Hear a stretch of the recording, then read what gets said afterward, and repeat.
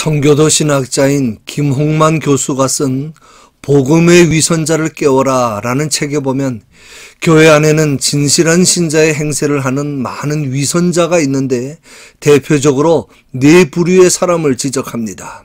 첫째는 마태복음 25장에 나오는 미련한 5 처녀입니다. 그들도 슬기로운 처녀들과 함께 예수님의 재림을 믿고 기다리면서 평생을 교회 생활을 했지만 바른 믿음을 가지지 못함으로 구원받지 못했습니다. 둘째는 누가복음 18장에 나오는 성전에 올라가 기도하던 바리새인입니다. 그는 토색, 불의, 간음 같은 악을 행하지 않고 금식과 11조 등 율법의 의무를 다하는 사람이었지만 주님으로부터 의롭다 하심을 받지 못했습니다. 셋째는 사도행전 5장에 나오는 아나니아와 삽비라 부부입니다. 그들은 복음을 듣고 은혜 받은 대로 선한 일을 위해 많은 재물을 바쳤지만 하나님을 속이는 위선적인 행동으로 인해 결국 죽고 말았습니다. 넷째는 마태복음 7장에 나오는 주님의 이름으로 선지자 노릇하며 많은 능력을 행한 사람들입니다. 그들은 신비한 체험과 함께 주님의 이름을 앞세워 많은 능력과 기적을 행했지만 그 모든 것이 하나님의 은사나 성령의 체험으로 인한 것이 아닌 가짜였습니다. 이 모두가 겉으로는 거룩한 성도의 모습을 가진 위선자들인데 오늘날의 교회 안에도 이런 많은 위선자들이 복음적인 모습으로 가장을 하고 숨어 있다는 것입니다. 그러나 그들의 열심은 모두가 하나님을 위한 것이 아니라 자신을 위한 것이기에 구원과는 상관이 없습니다. 문제는 이런 위선자들은 복음의 빛 아래에 살면서 자기 자신을 속이고 있기 때문에 자기가 위선자라는 생각을 전혀 하지 않습니다. 자기 자신에게 속고 있는 것입니다.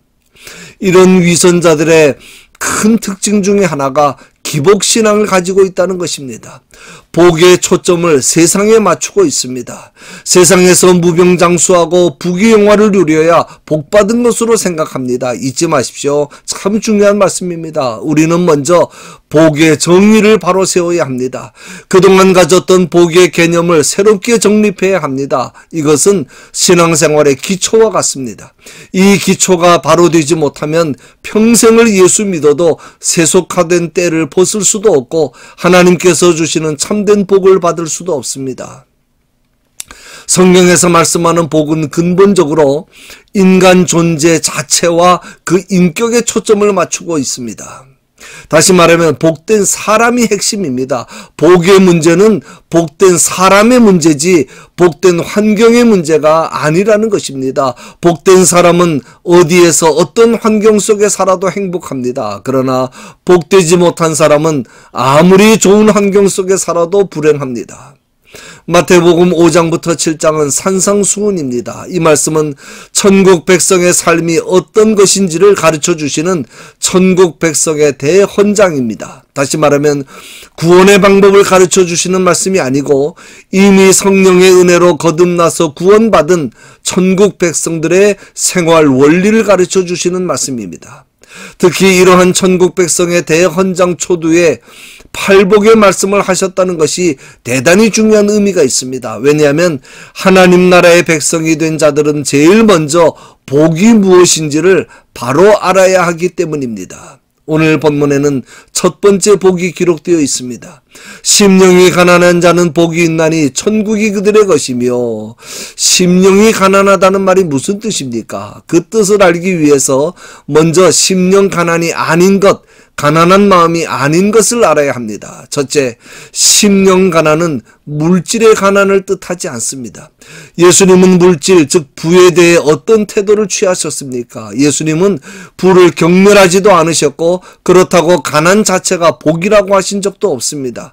물질적으로 가난한 것과 마음이 가난한 것은 전혀 별개의 문제입니다. 물질적으로 가난하지만 마음이 가난하지 못할 수도 있고 반대로 물질은 부하지만 마음이 가난할 수도 있습니다. 둘째, 심지가 약한 것을 가리키지도 않습니다. 자칫하면 소심한 마음이나 용기의 부족을 가난한 마음이라고 생각하기 쉽습니다. 성격적으로 내성적이어서 남과의 교제를 싫어하고 앞에 나서는 것을 꺼리고 심지어는 자기의 개성이나 주관까지 억누르고 죽이는 것을 심령가난이라고 착각하기 쉽습니다.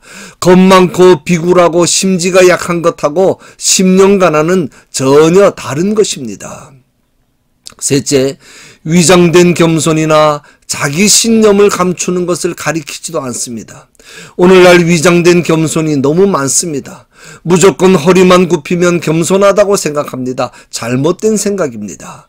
무조건 자기 신념을 감추고 다른 사람에게 양보한다고 해서 다 겸손이 아닙니다. 사도 바울을 보십시오.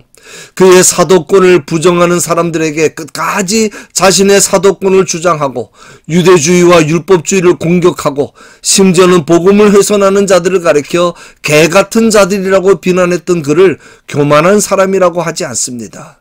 하나님의 영광과 복음 진리를 위하여 때로는 자기 자랑이나 위선자들에 대한 공격도 필요한 것입니다. 그러면 이제 심령가난이 의미하는 것을 생각해 봅니다. 이 말씀을 잘 설명해 주시는 말씀이 누가복음 18장에 기록된 바리새인과 세리의 기도입니다. 심령가난은 첫째, 자기 죄에 관심을 가지는 마음입니다. 마음이 부한 자는 한마디로 자기 의에 도취된 사람을 말합니다. 예수님 당시에 바리새인들이 그랬습니다. 그들은 돈도 있고 명예도 있고 지식도 있고 신앙도 있고 부족한 것이 없다고 생각한 교만한 자들이었습니다. 그래서 그들은 자기 의에 관심이 많았습니다. 기도할 때도 많은 사람이 보는 곳에서 얼굴을 들고 하나님이여 내가 하나님 앞에 감사하옵기는 나는 토색도 아니하고 불의한 일을 한 적도 없고 간음도 하지 아니하고 일주일에 2번씩 금식하고 소득의 11조를 드리고 있습니다. 라고 기도했습니다. 늘 자기들의 공로와 선행을 머릿속에 기억하면서 틈만 나면 그것을 사람들 앞에서 자랑하고 자기 의를 내세우는 일에 관심이 많았습니다. 그들은 자기 죄보다 남의 죄에 대해 관심이 많았습니다. 나는 누구누구와 같지 않습니다. 나는 누구누구처럼 그런 일 안 합니다. 나는 누구누구처럼 살지 않습니다. 순전히 그런 식입니다. 그러나 세리는 어떻습니까? 그는 마음이 가난하기 때문에 다른 사람의 죄에 대해서는 관심이 없습니다. 자기 의나 선행이나 공적에 대해서도 관심이 없습니다. 그의 관심은 오로지 자기의 죄에 있습니다. 멀리 서서 감히 눈을 들어 하늘을 쳐다보지도 못하고 다만 가슴을 치며 이르되 하나님이여 불쌍히 여기소서 나는 죄인으로소이다. 이것밖에는 없습니다. 이것이 바로 가난한 마음입니다. 둘째로 가난한 마음은 자기의 무력함과 무능함을 인정하고 하나님만 의지하는 마음입니다. 바리새인처럼 마음이 부유한 사람은 하나님을 의지하지 않습니다. 자기가 다 할 수 있고 자기가 다 했으니까 더 이상 하나님의 도움이 필요 없습니다. 심지어는 구원까지도 자기의 행위나 노력으로 얻는다고 생각합니다. 하나님은 그저 도깨비 방망이처럼 내가 필요할 때 나타나서 나를 도와주시기만 하면 됩니다. 마치 요한계시록 3장에 나오는 라오디게아 교회 사람들 같습니다.